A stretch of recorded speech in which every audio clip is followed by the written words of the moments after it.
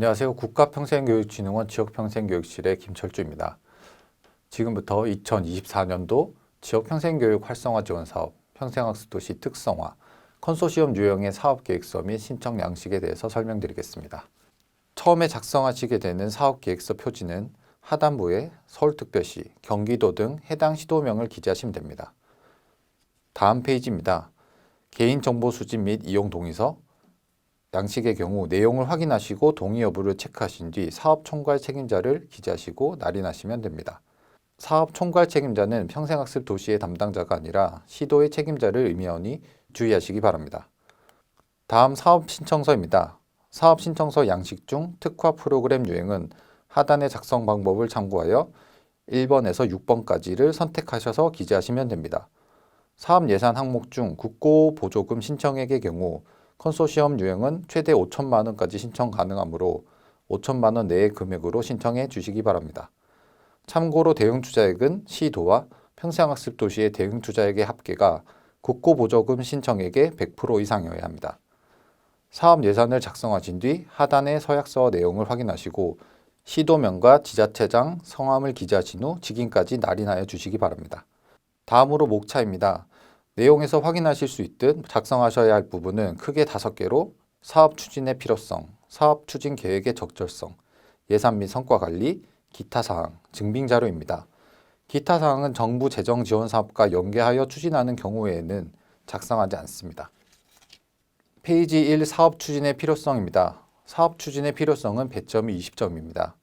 사업 기획의 참신성은 시도 및 평생학습 도시의 중장기 발전 계획과 지역 특성에 근거한 사업 추진의 필요성을 명확하게 제시하고 있는 것가 중요합니다. 해당하는 양식을 참고하시고 지역 현황과 특성, 사업 추진의 필요성에 대해 상세하게 작성해 주시기 바랍니다.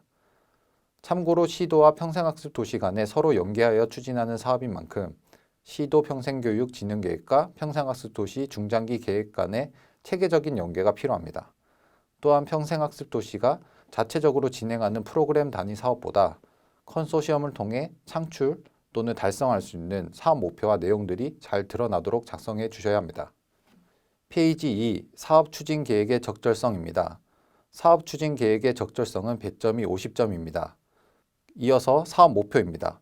사업 목표 양식의 경우 본 사업 목표와 이를 달성하기 위한 추진 과제가 구체적이고 명확하게 기술되어 있는가가 중요합니다. 앞서 작성한 사업 추진의 필요성과 사업 목표가 유기적으로 연계되어야 하며 지역적 특성과 환경을 반영하여 실현 가능한 목표 및 운영 과제를 제시하여 주시면 됩니다.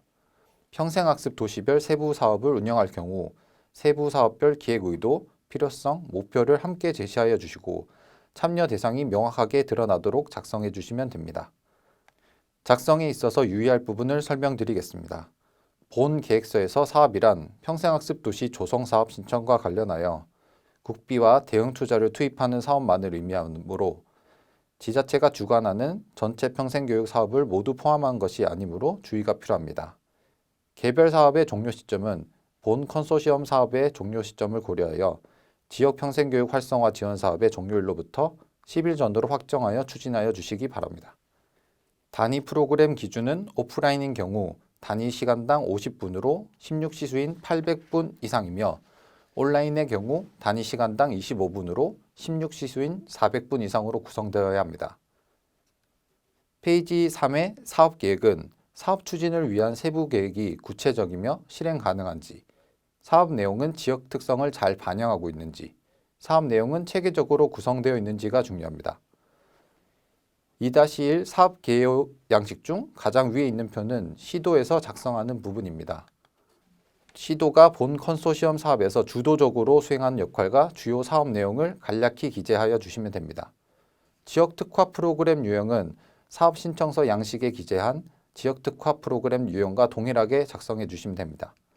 그 아래의 표는 평생학습 도시별로 국고와 대응 투자로 추진하는 주요 사업을 유형별로 분류하여 사업명, 사업기간, 참여 대상, 참여 인원 등을 간략하게 기재해 주시면 됩니다.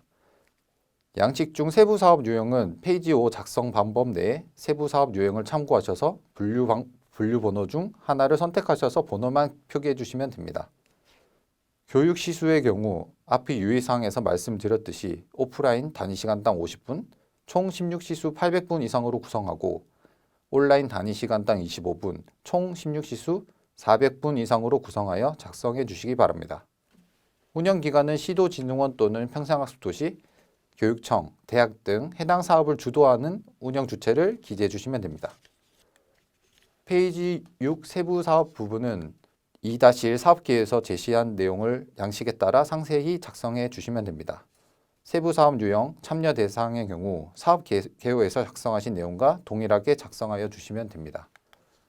소요 예산은 국고와 대응 투자를 구분하여 기재하되 프로그램의 경우 학습자 1인당 투입 비용을 사업비 총액을 학습자 수로 나누어 산출한 후 기재합니다.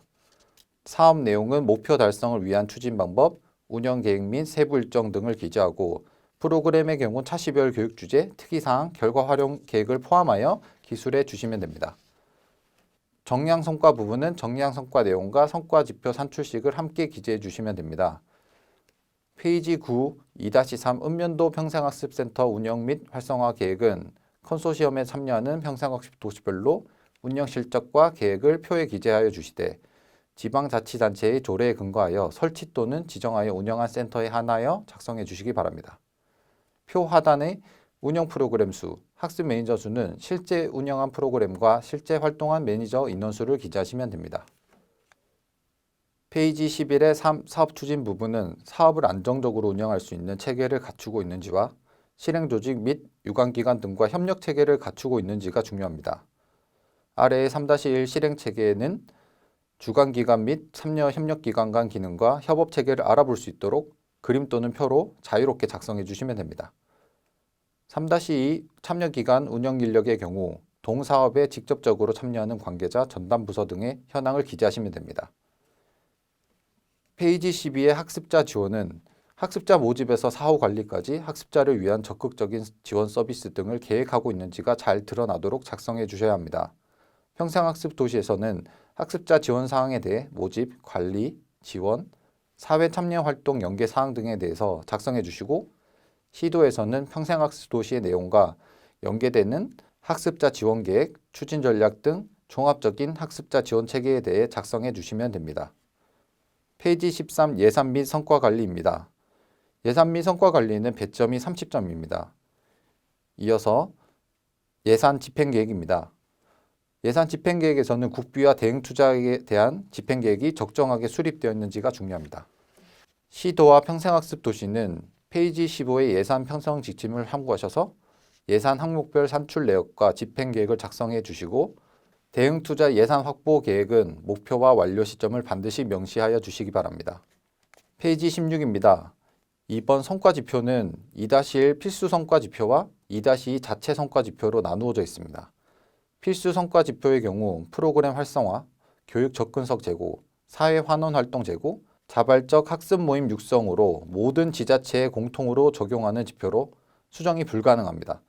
목표값은 참여하시는 지자체별로 각자 전년도 실적 등을 참고하여 수치를 제시하시면 됩니다.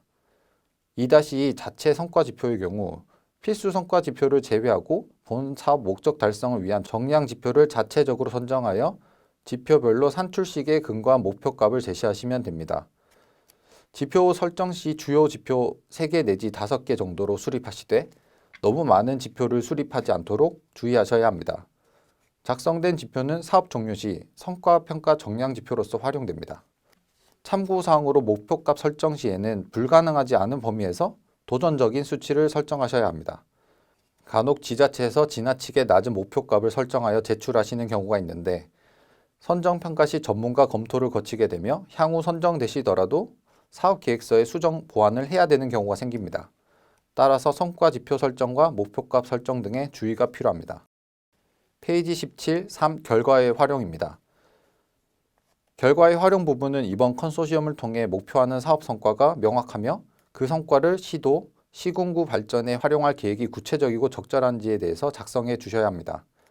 본 사업을 통해 중장기적으로 달성하고자 하는 성과 목표를 계획상에서 제시한 비전, 목표와 연계하여 제시해 주시고 성과를 어떻게 활용할 계획인지 구체적으로 작성하여 주시기 바랍니다. 필요한 경우 표와 그림을 활용하여 자유롭게 작성해 주시면 됩니다. 페이지 18 기타 사항은 정부 재정 지원 사업과 연계하여 본 사업을 추진하는 도시만 해당되며 타 사업과 본 사업의 연계 내용, 방안 등이 타당한지, 기대하는 성과가 적절하며 구체적인지가 중요합니다. 해당 양식에 연계되는 사업과 연계 내용, 방법, 기대 성과 등을 구체적으로 작성하여 주시기 바랍니다. 이상으로 2024년도 지역평생교육 활성화 지원 사업, 평생학습도시 특성화 컨소시엄 유형의 사업계획서 및 신청 양식에 대해서 설명을 드렸습니다. 감사합니다.